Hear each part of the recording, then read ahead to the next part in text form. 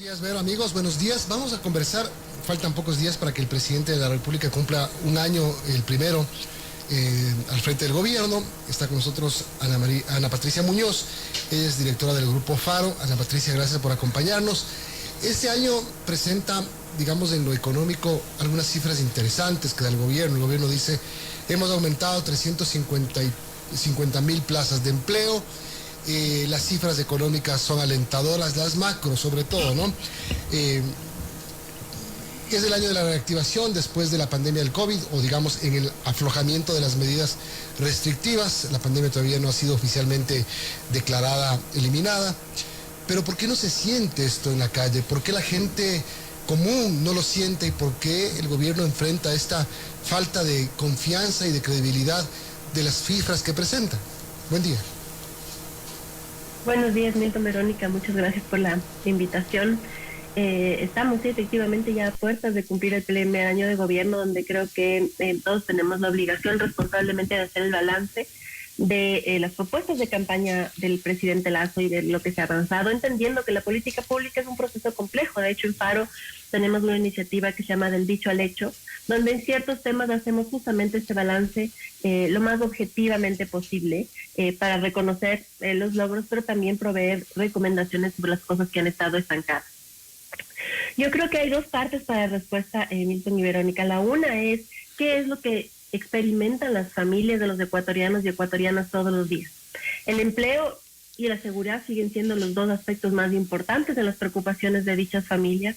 Y en esto, en lo segundo, en la seguridad, definitivamente se tenía ya la primera entrevista donde se mencionaba la crisis que estamos viviendo. Yo me quise referir a lo segundo, que es al empleo, donde todavía yo creo que no vemos las cifras que se esperaban. Si vemos los datos de marzo a marzo, ha habido, sí, un incremento de empleo adecuado de 173,800 empleos, que no llega a los 250,000 que se prometió y que no es suficiente para recuperar todo lo que se perdió en la pandemia y lo que teníamos ya de retos anteriormente. De hecho, seguimos estancados en una tasa de subempleo del 23%. Y solo para dar un referente, ¿no es cierto? El empleo adecuado, es decir, las personas de la población económicamente activa que tienen un empleo, que trabajan 8 horas y reciben por lo menos el salario mínimo, ese sigue siendo, en las últimas cifras del INEC, de 32.7%, comparado al 39% que teníamos a diciembre del 2019. Es decir, hay una parte que es real, que los ecuatorianos y ecuatorianas no están sintiendo todavía una mejoría, y eso explica el desgaste también que se ve en las cifras de aprobación del presidente. Claro, porque empieza el gobierno haciendo la evaluación del crecimiento del 2021, un 4.2% del PIB. Se prevé que para el 2022 el crecimiento sea del 2.8%, se desacelere un poco porque hay inflación, por el impacto de la guerra en Ucrania, por muchas otras cosas más. Pero el gobierno maneja cifras como, por ejemplo, el aumento de la refinación de petróleo, 23.9%, el tema de alojamiento, servicios de comida aumentó el 17.4%, la acuicultura, la pesca de camarón, un 16.2% de crecimiento, el transporte 13.1%, el comercio 11%, el gobierno habla de 5,000 millones de dólares en inversión conseguida, el éxito del Ecuador Open for Business, por donde va el presidente, ahora mismo se va a presentar en Israel. Es decir, todas esas cosas que no creo que sean tan mentira, además, no creo que sean mentira, creo que son ciertas. Otra vez, la gente se queja de la elevación de precios, de la falta de empleo, de la falta de oportunidades, de los impuestos, de la falta de medicinas. Es decir, como que se tapan la cabeza y se destapan los pies.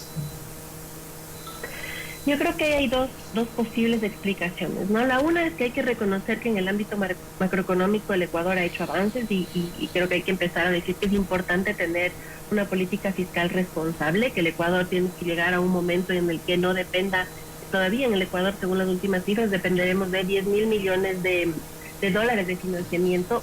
Se espera que eso baje a 7,000, 6,000, vamos viendo cómo sucede, pero aún así dependemos mucho del financiamiento externo. Y al mismo tiempo, Milton, la realidad es que las cifras de recaudación tributaria son muy buenas.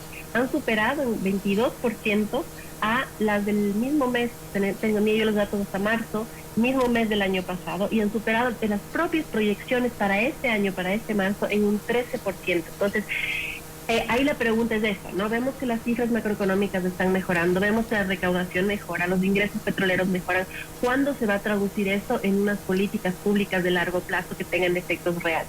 Todavía, cuando ustedes pueden ver las cifras del presupuesto, se puede ver el presupuesto inicial, el general del Estado, y después cuál es el ajuste que se va haciendo según se va teniendo nuevas cifras.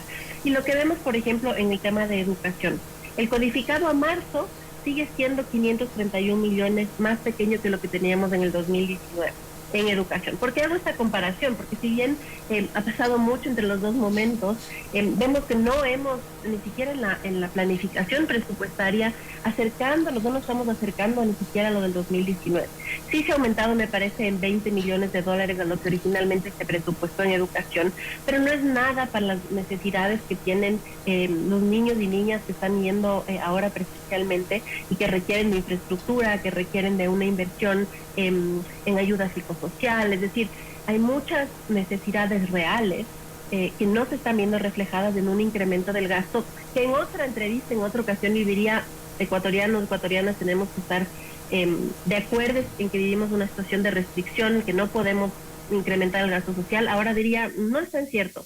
El déficit que estaba previsto en 3.700 millones de dólares, entiendo, va a bajar a 2.000 millones de dólares.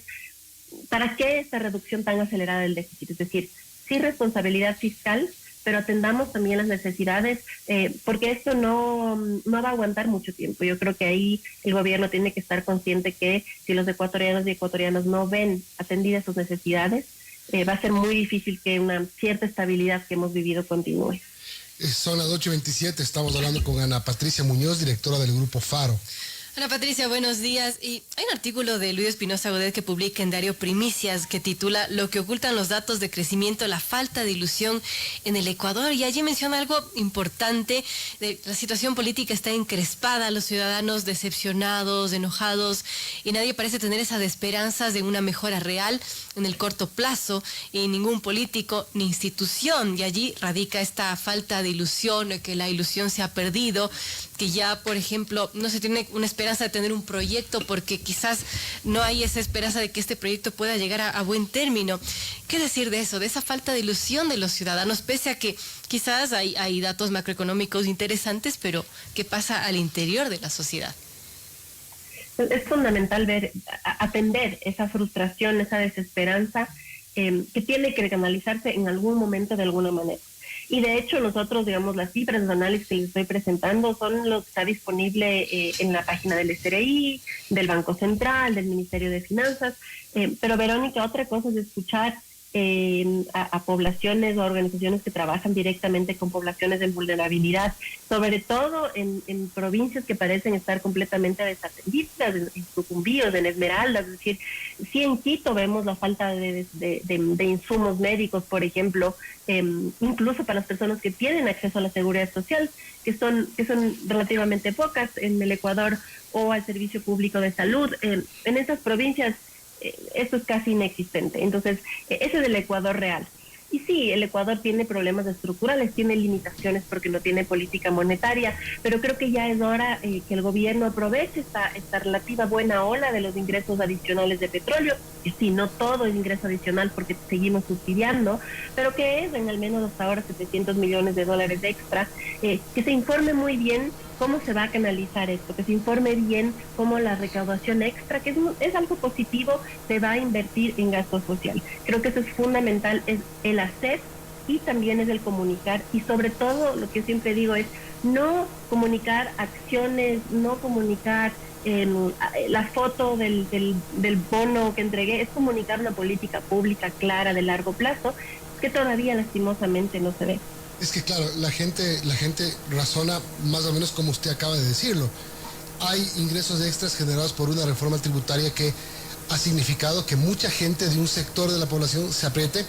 Ojalá, lo que pensamos nosotros es, ojalá en beneficio de los que más necesitan y de lo que más se necesita. Hay un precio extraordinario del petróleo, hay muchas cosas a favor en el tema macro, pero como usted dice, siguen faltando medicinas. El tema del empleo, ustedes hicieron un estudio y el empleo informal sigue siendo altísimo. La gente que está en la calle buscando cómo conseguir algo para poder llevar la comida a su casa por lo menos sigue siendo grave, sigue siendo preocupante.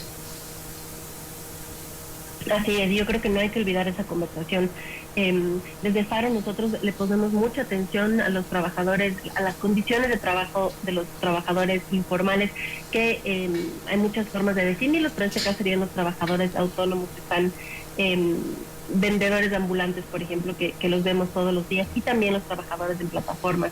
Y lo que vemos es que es una gran proporción de la población que además se queda en este sector, es decir, no se vuelve algo transitorio, que por alguna emergencia alguien tiene que encontrar unos medios de vida de forma en un tiempo definido, sino que se transforma ya en una actividad permanente que le hace daño a las familias por la inestabilidad, la volatilidad, la inseguridad que viven, pero también a la economía, porque una economía que es en más de un 50%, me parece que 50%, 51% informal, es muy complicado además de incrementar tasas de recaudación, es muy complicado hacer controles, es decir, es todo un círculo vicioso al que tenemos que atender.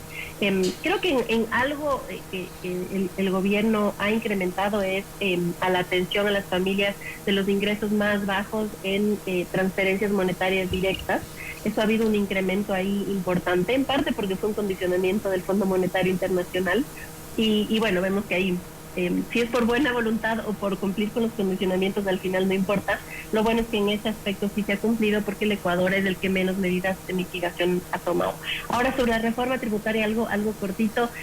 Yo siempre fui muy frontal, aunque esto no es muy fácil de decir, en que yo estaba de acuerdo en que existe un impuesto al patrimonio, un impuesto a la riqueza, tanto a las empresas como a las familias, porque eso llega al 1 o 2% de la población y es un impuesto temporal que por situaciones extraordinarias yo estoy de acuerdo en que se lo imponga, y de hecho ya las cifras del SRI muestran que se han recaudado, me parece, $305 millones en cuanto al impuesto al patrimonio de las empresas, y lo más importante, Milton, y con eso termino, lo más importante es lo que tú dijiste, que esta contribución, que este esfuerzo extraordinario se traduzca en política pública y gasto social que tanto necesita el país.